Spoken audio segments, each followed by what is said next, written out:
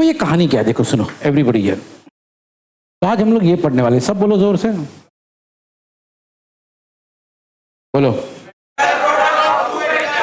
तो अगर आपको कल की कहानी याद है तो कल है ना ए बार डॉट बी बार था, आज ए बार क्रॉस बी बार है। कल ए बार डॉट बी बार था, आज याद रखना इसको हम क्रॉस बोलते हैं। क्या कहते हैं? कल जो था वो डॉट था, हम इसको मल्टीप्लाई नहीं बोलते, हम इसको ऐसा नहीं पढ़ते ए बार इंटू बी बार, नहीं, ए बार क्रॉस बी बार। और इसका फॉर्मूला है ए बी साइन थीटा। कल का फॉर्मूला याद है क्या था? A b, very good. आज का formula a b sine theta. अच्छा, कल एक और चीज, कल के फॉर्मूले में ए बार क्रॉस बी बार को हम लोग लिखते थे आर, इसके ऊपर वेक्टर नहीं आता था।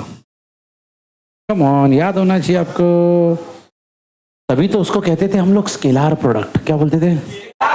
कल मैंने आपको बताया था एवरीवन कि जब हम लोग डॉट प्रोडक्ट निकालते तो उसका आंसर में वेक्टर नहीं आता, इसलिए उसको बोलते स्केलार प्रोडक्ट। आज जब हमने क्रॉस प्रोडक्ट निकाला आंसर में भी वेक्टर आया, इसीलिए इसको कहते हैं, सब बोलो,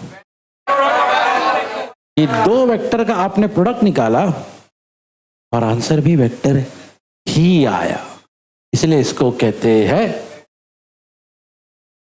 ओके, चलो आगे बढ़ने से पहले ये इतना फॉर्मूला जल्दी से याद कर लो। ये यू कैप थोड़ी देर के बाद बताऊंगा, फिलहाल इसको याद कर लो, जल्दी याद करो। चलो सुनो कहानी अभी क्लियर। तो भाई देखो मेरी बात सुनो, अभी ये ना ऐसा है ना सीन कि जब भी हम लोग वेक्टर प्रोडक्ट निकालते हैं तो ये बाजू में ना ये क्या लिखा गया? You cap. सर ये यू कैप और नीचे छोटा सा आर लिखा हुआ है, क्या है सर ये? क्योंकि हमको मालूम है इसका प्रोडक्ट निकालने के बाद जो आंसर आता है ना वो आंसर भी वेक्टर होता है, आंसर भी। अब आप बोलोगे सर इसके पास भी वेक्टर की साइन नहीं है, इसके पास भी वेक्टर की साइन नहीं है, इसके पास तो वेक्टर है किधर? तो वेक्टर यहां बाजू में। वो यू कैप आर बार कौन है मालूम है? वो है यूनिट वेक्टर इन। तो याद रखना सर क्यों लिखा जाता है ये? क्योंकि भैया वेक्टर प्रोडक्ट में प्रोडक्ट निकालने के बाद आंसर में भी वेक्टर आना चाहिए। जैसे यहां देखो ना, ए बार क्रॉस बी बार को हमने क्या लिखा? Are bar. आंसर में भी वेक्टर है, वैसे यहां पर भी आंसर में भी होना चाहिए, ठीक है भैया। इसलिए यहां पे लिखते छोटा सा यू आर कैप। कौन है यूनिट यू आर कैप? सब बोलो, ठीक है। अब एक और चीज सुनो, एक बात पता चली है विरन वेक्टर प्रोडक्ट के बारे में, या क्रॉस प्रोडक्ट बोल सकते हो।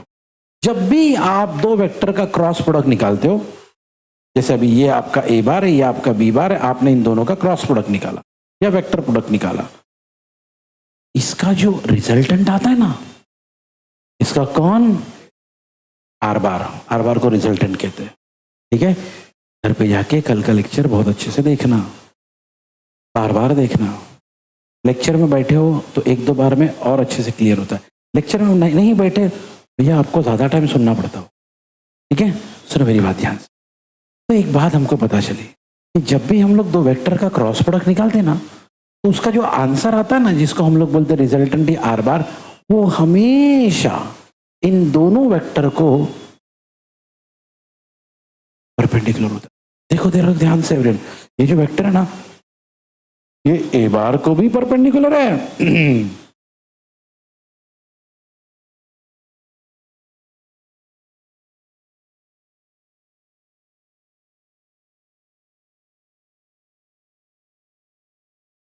चलो सुनो यहां पे एवरीवन, ठीक है। तो क्या पता चला एवरीवन कि इसका जो इन दोनों का जब क्रॉस प्रोडक्ट निकालेंगे ना, तो उसका जो आंसर आएगा, जिसको हम लोग क्या बोलते हैं? रिजल्टेंट, वो दोनों वेक्टर को, हाँ ठीक है। अभी सुनो मेरी बात, अब एक चीज नोटिस करो एवरीवन, यहाँ पे ना ये जो दो वेक्टर है, इसका रिजल्टेंट ऊपर है, यहाँ पे वही तो वेक्टर है लेकिन उसका रिजल्टेंट, ऐसा क्यों सर? तो भैया सुनो, ये चीज समझने के लिए हमको ये देखना पड़ेगा। सब बोलो क्या? बोलो जोर से। अब राइट हैंडेड स्क्रू रूल क्या कहता है मालूम है? कि भैया इमेजिन करो सब इधर, कि हमारे हाथ में एक स्क्रू ड्राइवर और स्क्रू है। सुनो इधर सीधे बैठो एकदम एक्टिव। एक्टिव एकदम, फुल फोकस, फुल अटेंशन के साथ जो सुन रहे हो याद कर रहे हो। फोटोग्राफिक मेमोरी बोलते ना, एक बार देखे फोटोग्राफ में आ गया। तो सुनो, इमेजिन करो हमारे हाथ में एक स्क्रू ड्राइवर है, क्या है? अब स्क्रू है, स्क्रू ड्राइवर को घुमाना है, स्क्रू को अंदर भेजना है। तो आपने कभी नोटिस किया जब स्क्रू को अंदर भेजना होता है ना किसी चीज के, उसको ऐसा घुमा, वह अंदर जाता है। अगर इसी को उल्टा घुमाओ तो वो, फिर से देखो, ऐसा करो तो, ऐसा करो तो, मतलब ये जो थंब है ना, थंब के डायरेक्शन में जाता हो, अंदर बाहर, अंदर, ऐसे देखो, ऊपर। नेक्स्ट टाइम कभी ढक्कन खोलते हुए ध्यान देना, बॉटल का ढक्कन खोल रहे या पेन का ढक्कन खोल रहे, ऐसा करो तो ऊपर आता है, ऐसा करो तो नीचे जाता है। ध्यान से देखना, इसको देखो, ये दो वेक्टर को ध्यान से देखो, ये दोनों वेक्टर घूम रहे हैं, दिख रहा है? घूम रहा है। कैसे घूम रहा है? ये देखो, मेरे फिंगर का डायरेक्शन देखो, ऐसा ऐसा। तुम्हारा राइट हैंड लो, राइट हैंड, राइट हैंड ऐसा करो, नीचे करो, मुझे मत बताओ, खुद देखो। ये देखो फिंगर है ना, फिंगर, फिंगर अगर ऐसा घूम रहा है तो थंब ऊपर जाएगा ना, फिंगर अगर ऐसा घूमेगा तो थंब, वही तो है, वही तो है भाई। जब ये ऊपर करेंगे ऊपर जाएगा, जब ऐसा घुमाएंगे, ये दो वेक्टर अगर ऐसा घूमे ऊपर, ऐसा घूमे, नेक्स्ट टाइम स्क्रू ड्राइवर पे ध्यान देना। आप जब आपको अंदर घुसाना होता है ना स्क्रू को, मान लो कोई प्लाई के अंदर स्क्रू आप फिट कर रहे हो, आप ऐसा घुमाते हो उसको, अंदर जाता है, निकालना है, ऐसा घुमाते, वही तो है ना? ऐसा घुमाओ ऊपर, ऐसा घुमाओ नीचे, ठीक है? इसीलिए भैया यहाँ पे दो आंसर है। जब एरो ऊपर है तो हमने नाम दिया प्लस आर बार, जब एरो नीचे है तो हमने नाम दिया है। इसका मतलब जब भी हम लोग क्रॉस प्रोडक्ट निकालेंगे ना, दो बातें हो सकती है, रिजल्टेंट पॉजिटिव भी हो सकता है, इसीलिए क्योंकि हमको मालूम है प्लस भी हो सकता है, और इसलिए हमने यहाँ पे डाला मॉड। क्या डाला? मॉड। मॉड इसके लिए डाला क्योंकि हमको मालूम है भैया आंसर प्लस में भी आ सकता है आंसर। तो भैया माइनस को अवॉइड करने के लिए हम लोग क्या लिखते हैं यहाँ पे, ठीक है? तो याद रखना भैया एक और चीज, ओके? वैसे तो आर का फॉर्मूला क्या है, सब बोलो। हाँ, लेकिन भैया अगर आपसे बोला जाए मैग्नीट्यूड ऑफ आर बार, क्या बोला जाए? तो आप यहाँ पे क्या लिखोगे? मॉड ऑफ आर बार। क्या? क्यों सर ऐसा? क्योंकि आंसर आपका प्लस में भी आ सकता है, याद रखना, ठीक है? फाइन। और ये जो हमने टेक्निक यूज किया इसको समझने के लिए, उसको क्या बोलते हैं? ठीक है, चलो सुनो भाई, फिर एक बार एक कहानी बताता हूं, ध्यान से सुनना, ओके? तो कल हमने पढ़े थे स्केलर प्रोडक्ट, आज हमने पढ़ा है वेक्टर प्रोडक्ट। भैया कल हमने क्या पढ़ा, आज हमने क्या पढ़ा? कल हमने स्केलर प्रोडक्ट का दूसरा नाम क्या था? Dot product. क्या नाम था? वेक्टर प्रोडक्ट का दूसरा नाम है, बोलो जोर से। कल हमने सुना था कि भैया स्केलर प्रोडक्ट अगर आप करोगे तो आंसर स्केलर आएगा। आज हमने सुना अगर आप वेक्टर प्रोडक्ट करोगे तो आंसर में भी वेक्टर आएगा, आंसर में भी। इसीलिए तो हमने इसको क्या नाम दिए थे? कल हमने सुना था फॉर्मूला होता है A bar dot B bar. क्या फॉर्मूला था? आज का फॉर्मूला है जिसको आप ऐसा लिख सकते हो, सब बोलो भाई। हाँ, you are cap. Sir you are cap कौन है? सब बोलो। अब एक बात और पता चली हमको कि ये जो रिजल्टेंट है ये हमेशा इन दोनों वेक्टर को, ठीक है? और अगर आपको एवरेन इसका डायरेक्शन जानना है तो हम लोग किससे जानते हैं इसको? अच्छा, अगर कभी आर बार पूछा जाए तो ये फॉर्मूला, लेकिन अगर कभी ये क्या, तो ये फॉर्मूला है, सब बोलो। ठीक है एवरीवन, मॉड क्यू, क्योंकि ऊपर भी हो सकता है, प्लस भी हो सकता है, ठीक है? चलो अब देखते हैं एवरीवन इसका डेफिनेशन, ठीक है? अब डेफिनेशन देखने के लिए इस फॉर्मूले को देखना, समझ जाओगे। सब देखो क्या लिखा है, सब बोलो। Vector product of two vector, is a third vector whose magnitude is equal to the product of the magnitude of two vector and sign of the, हाँ समझाता हूं क्या है एवरीवन हियर, ध्यान से देखना। सबसे पहले ए बार क्रॉस बी बार, ओके, ए बार क्रॉस बी बार क्या है सब बोलो। Is a third vector, is a, पर थर्ड वेक्टर कौन, whose magnitude is equal to product of the magnitude of two vectors, सब बोलो जोर से, यानी a into b, a यानी magnitude of A bar, b यानी प्रोडक्ट मतलब multiply, product of the magnitude of two vector and आगे क्या लिखा है सब बोलो, बोलो जोर से। Sir sine of the smaller angle theta मतलब, चलो मान लो भाई ये आपका वेक्टर है ए बार, ये आपका वेक्टर है बी बार, थीटा कौन है, इन दोनों के बीच का एंगल,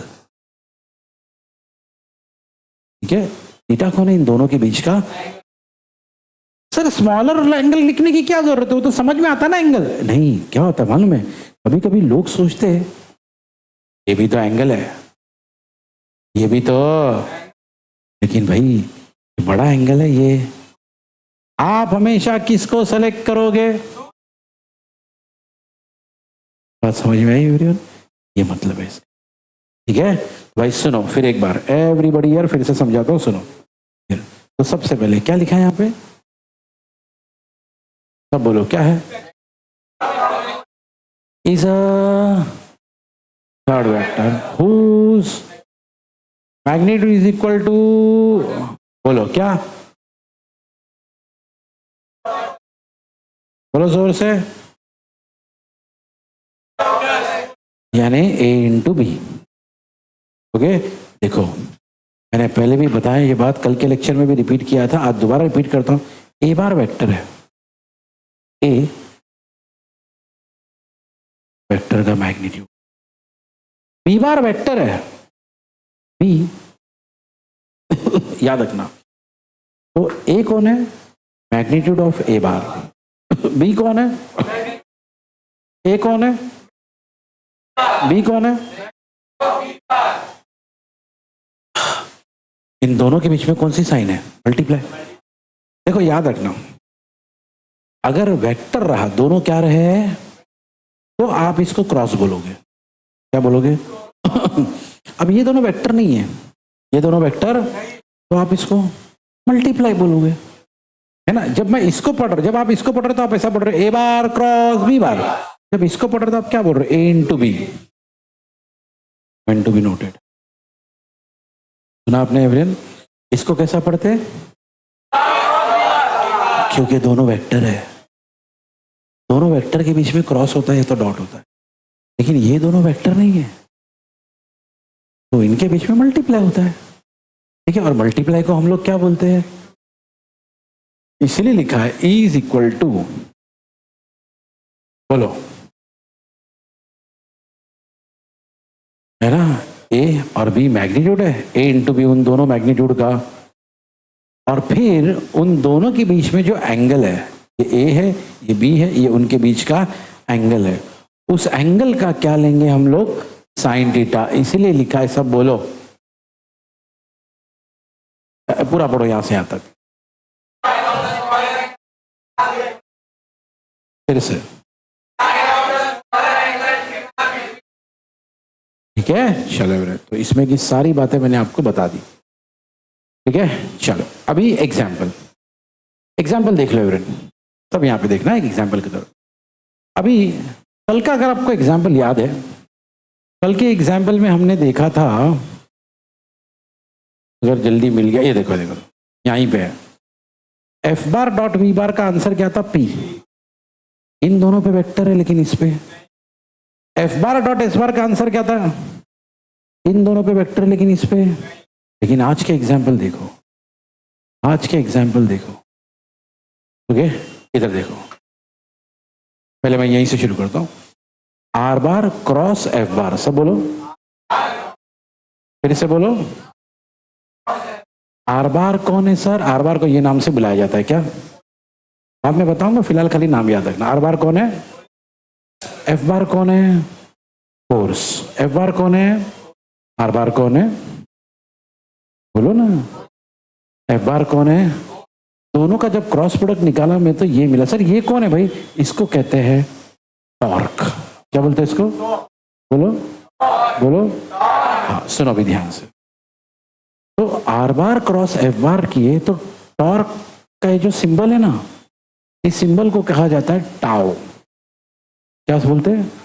आप ऐसा बोलो या ऐसा बोलो, टाउ। तो ना एक चीज नोटिस करो, जैसे हमारे इंग्लिश में टी होता है ना,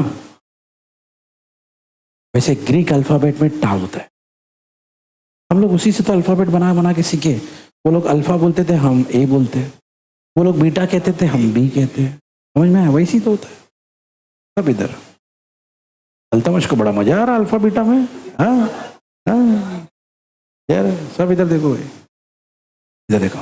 तो are bar cross F bar जब हमने किए तो आंसर में टाउ नहीं लिखा है, टाउ बार लिखा हुआ है। टाउ, यही खास बात है और यही सबसे बड़ा फर्क है डॉट प्रोडक्ट और क्रॉस प्रोडक्ट। वहां पे जब दोनों वेक्टर का आप प्रोडक्ट निकालते हो ना, जो आंसर होता है उस पे वेक्टर, ठीक है।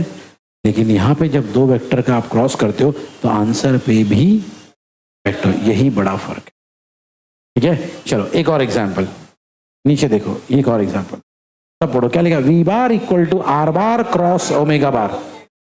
बोलो।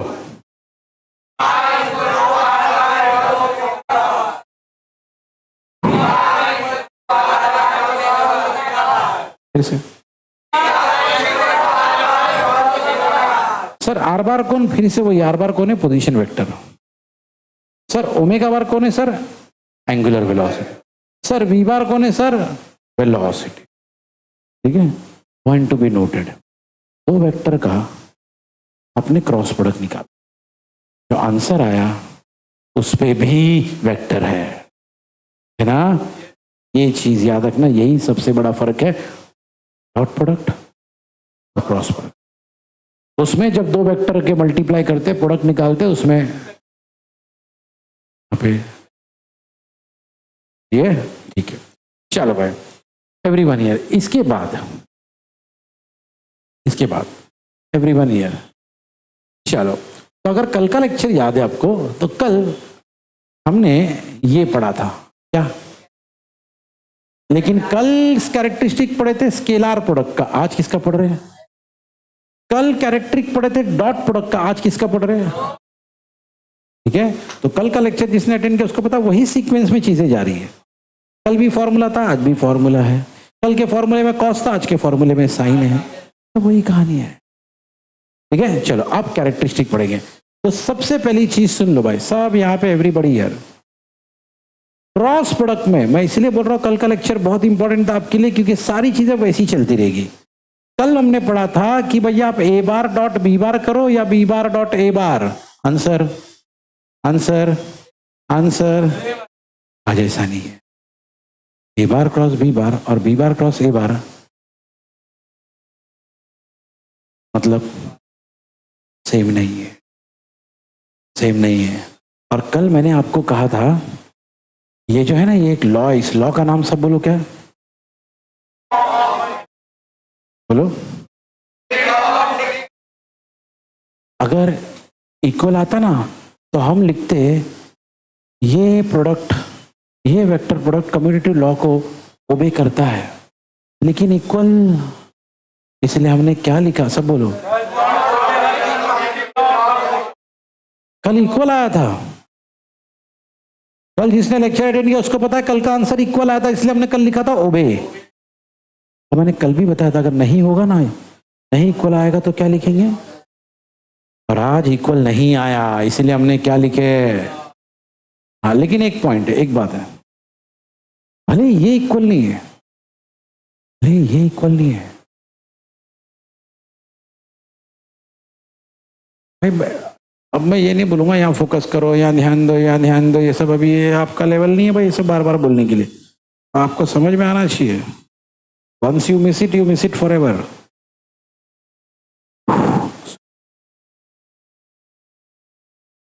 ये भले इक्वल नहीं है, लेकिन अगर हमने इसमें मॉड डाल दिए, क्या डाल दिए, वो इक्वल होता है।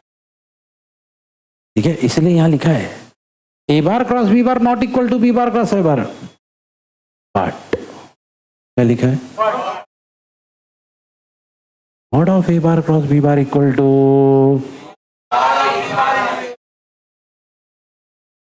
ये याद रखना। बाय द वे मेन तो यही चीज है भाई कि वेक्टर प्रोडक्ट इस लॉ को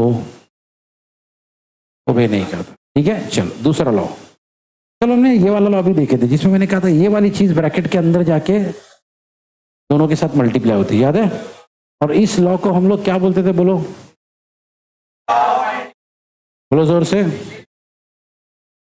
अच्छा, बीच में इक्वल है ना नॉट इक्वल है, तो क्या बोलेंगे, फॉलो कर रहा है या डज नॉट फॉलो, क्या लिखेंगे, डज फॉलो लिखने की जरूरत नहीं, खाली क्या लिख दो, है ना। जब फॉलो नहीं करता तब लिखना पड़ता डज, है ना। तो यहां पे इक्वल टू नहीं था इसलिए क्या लिखे थे। अच्छा, अभी यहां पे भी आप ओबे लिख सकते हो, वर्ड बार बार चेंज करने की जरूरत, वहां पे भी आप चाहिए तो डज नॉट फॉलो लिख सकते हो। ठीक है, आप ऐसा लिखते हो वेक्टर प्रोडक्ट ओबेस, ओके ऐसा।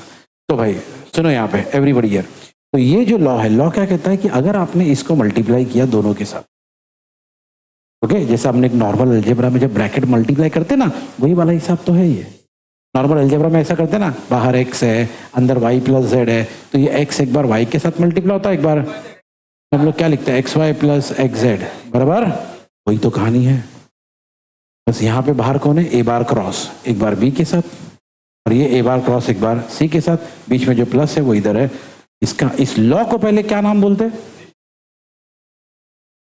बोलो फिर से। और क्योंकि इक्वल टू है इसलिए क्या लिखा है, सब बोलो जोर से।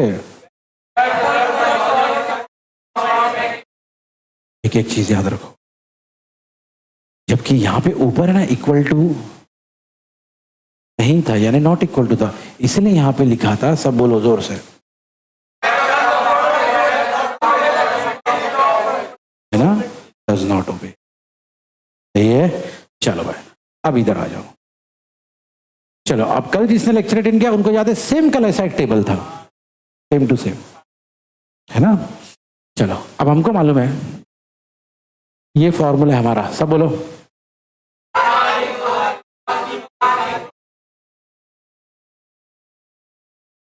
इनटू नहीं बोलते उसको,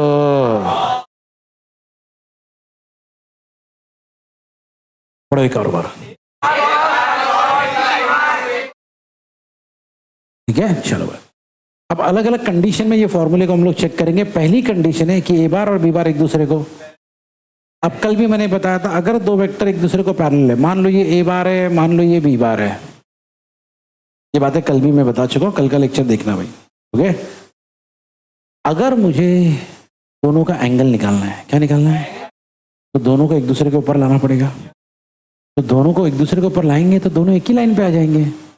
क्यों सर दोनों एक ही लाइन पे आएंगे, क्योंकि दोनों आपस में, अगर दोनों ऐसे हो गए तो एंगल कितना हो जाएगा, इसका मतलब थीटा 0 हो गया, थीटा।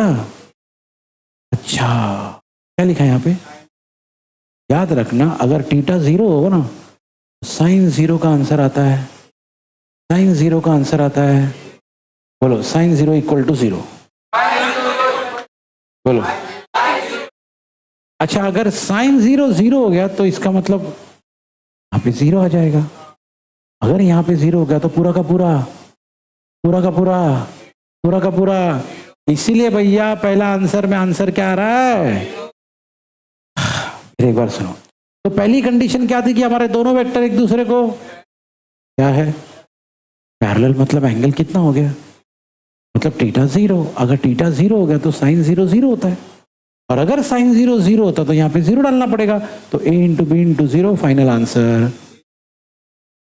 सेकेंड कंडीशन, कल भी यही सेकेंड कंडीशन थी, ऐसे थोड़ा ध्यान नहीं रहता भाई, वो जो भी छोड़ उसको यहाँ ध्यान दे भाई, उधर मत हटाओ भाई। सेकेंड कंडीशन क्या लिखा है, कल भी मैंने बताया था आपको, एंटी पैरेलल में एक वेक्टर वहां रहेगा तो दूसरा वेक्टर यहाँ रहेगा। तो बताओ एंगल कितने का हो गया। अब एक इंपॉर्टेंट चीज सुनो, साइन 180 क्या भी, सर अगर ये भी जीरो होता तो भी यहां जीरो जाएगा। हाँ ऑफ कोर्स सर, अगर वहां जीरो हो जाएगा तो पूरा का पूरा जीरो हो जाएगा। अरे बिल्कुल, तो जब दो वेक्टर पैरेलल है तो भी आंसर, जब दो वेक्टर, ठीक है। तीसरी कंडीशन, जब दोनों वेक्टर, मतलब ए बार ऐसा है और बी बार ऐसा है, तो एंगल कितने का है, साइन 91 होता है। साइन 90 मतलब इस बार यहाँ पे साइन थीटा की जगह पे, तो क्या बचेगा, a इंटू बी इंटू 1, यानी आंसर क्या आएगा, ये इंपॉर्टेंट चीज। जो भी मैंने एक्स्ट्रा चीजें बताई सब लिख लो, डायग्राम वायग्राम बहुत कुछ बनाया मैंने, समझदार हो तो सब लिख। रेडी एवरीवन यार, सुनो एक और पॉइंट, एग्जैक्टली कल का उल्टा पॉइंट है। कल आपको याद है अगर ये नाम सेल्फ डॉट प्रोडक्ट, कल क्या था, कल हमने सुना था कि अगर सेम लोग रहे I cap dot I cap, J cap dot J cap, तो उसका आंसर, लेकिन आज एग्जैक्टली उल्टा है। अगर आपने ये निकाला, सब बोलो, आई कैप क्रॉस आई कैप, जे कैप क्रॉस जे कैप, के कैप क्रॉस के कैप, तो आंसर। अब रहा सवाल, सर कैसे जीरो आता है, चलो बताता हूं, सुनो ध्यान से। मान लो हम लोग ये निकाल रहे, ए बार क्रॉस ए बार, क्या निकाल रहे, हमने फॉर्मूला सुना था, ए बार यहीं पे लिखा हुआ है, ए बार क्रॉस बी बार का फॉर्मूला क्या है, तो अगर ए बार क्रॉस ए बार रहा तो यहां पे भी क्या आएगा, है ना, ए इंटू। लेकिन एक बात सुनो, एक वेक्टर है ए बार, उस वेक्टर का उसी वेक्टर के साथ कितना एंगल होगा, जीरो। एक वेक्टर है, इसका इसी के साथ कितने का एंगल है, सर एंगल ही नहीं है सर, अकेला ही है, बिल्कुल एंगल क्या होगा, जीरो। और अगर एंगल जीरो है तो आपको तो याद है जब थीटा जीरो होता है तो आंसर क्या आता है, खत्म। वही बात यहाँ पर है भाई, इसीलिए तो ए इंटू क्या लिखा हुआ है, साइन जीरो। तो जब साइन जीरो का तो आंसर जीरो होगा, तो पूरा का पूरा आंसर। इसीलिए याद रखना, सब बोलो,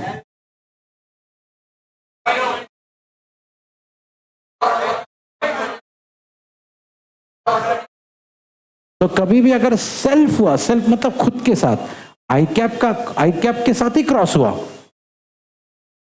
ए कैप का जे कैप के साथ ही क्रॉस हुआ, ए कैप का ए बार के साथ ही क्रॉस हुआ, फिर एक बार सब बोलो, बात समझ में आई एवरीवन, ठीक है।